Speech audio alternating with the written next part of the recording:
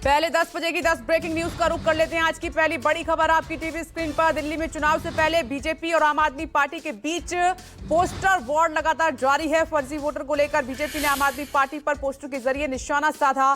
BJP ने आरोप लगाया है कि केजरीवाल वोटों का फर्जीवाड़ा कर सत्ता बचाने में लगे हैं। वहीं आम आदमी पार्टी का यह कहना है कि दिल्ली की बिगड़ी कानून व्यवस्था के लिए बीजेपी जिम्मेदार है और ये दिल्ली की असली आपदा है। आगे बढ़ते हैं, दूसरी ब्रेकिंग न्यूज का जल्दी से रुख कर लेते हैं।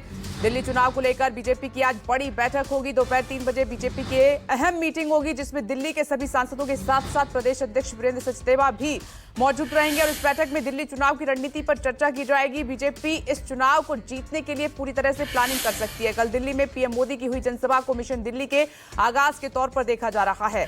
अब आगे तीसरी बड़ी खबर आपको बताते हैं। 10 बजे की बिहार में सियासी उठापटक के बीच सीएम नीतीश कुमार की प्रगति यात्रा के दूसरे चरण की आज शुरुआत होगी। मुख्यमंत्री गोपालगंज से यात्रा का आगाज करेंगे। इस दौरान नीतीश प्रदेश के 6 जिलों का दौरा करेंगे। सीएम नीतीश 7 जनवरी को सिवान, 8 जनवरी को सारण, 11 जनवरी को दरभंगा, 12 जनवरी को मधुबनी और 13 जनवरी को समस्तीपुर जाएंगे। आगे बढ़ते हैं, 10 बजे की एक और ब्रेकिंग न्यूज का रुख कर लेते हैं। भारी विरोध प्रदर्शन के बीच बीपीएससी का री एग्जाम आज होगा। पटना के 22 केंद्रों पर दोपहर 12 से 2 बजे के बीच परीक्षा होगी। परीक्षा को लेकर सुरक्षा के पुख्ता इंतजाम किए गए हैं। वहीं बीपीएससी परीक्षा रद्द करने को लेकर प्रदर्शन जारी है। प्रशांत किशोर के अनशन का तीसरा दिन है। प्रशांत किशोर ने सरकार से छात्रों को इंसाफ देने की मांग की है। आगे बढ़ते हैं, 10 बजे की एक और बड़ी खबर आपको बताते हैं। आज हरियाणा पंजाब के खनौरी बॉर्डर पर आंदोलनकारी किसानों की महापंचायत होगी। यहां किसान नेता जगजीत डल्लेवाल 40 दिनों से आमरण अनशन पर बैठे हैं। उन्होंने देश भर से किसानों से बातचीत के लिए खनौरी बॉर्डर पहुंचने की अपील की थी और इस किसान महापंचायत में 2 लाख किसान शामिल हो सकते हैं। किसान महापंचायत को लेकर सुरक्षा के कड़े इंतजाम किए गए हैं।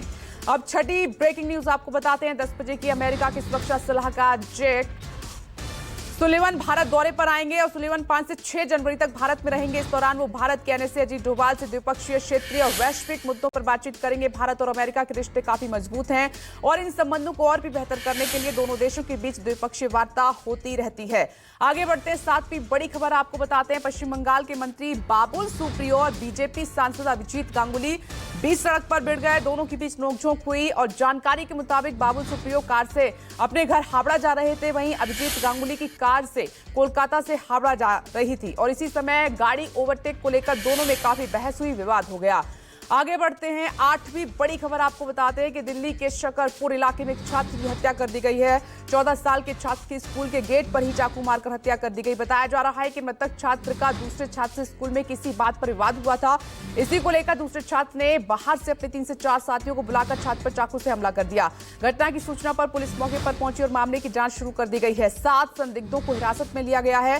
सीसीटीवी फुटेज से आरोपियों की पहचान की कोशिश की जा रही है।